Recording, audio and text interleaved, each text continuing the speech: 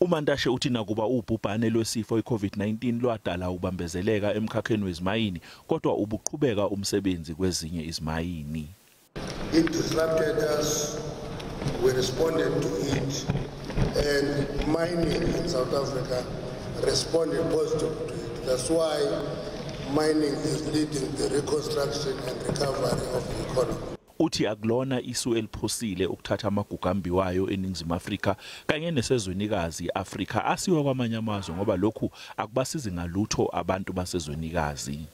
African countries have a duty and an obligation as the continent to change the pitch toward economic architecture.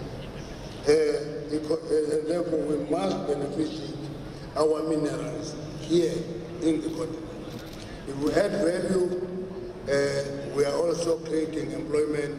If we export raw commodities, we are exporting jobs. uMantashe uthi maningi amagugu ambiwayo ezwenikazi okumele alinothise.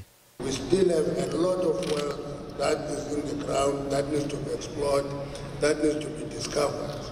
And part of the investment must be directed at exploration, discover what is in there, whether it is offshore or onshore. Let's get that wealth while we're mitigating climate change. Isikhulu esiphezulu eAnglo-Platinum uDuncan Wenblatt uthi iyamgqugquzela inqubekela phambili ekhona emkhakheni wezimayini. I am encouraged by the progress that we have made as an industry from a few years ago just talking about climate change to actually now advancing climate action.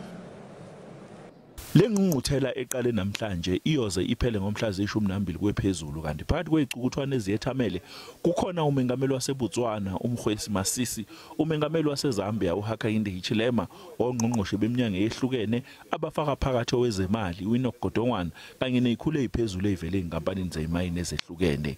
Umengameli wezwe uCyril Ramaphosa kulindeleke ukuthi ethule inkulumo kulengqungquthela kusasa ekseni.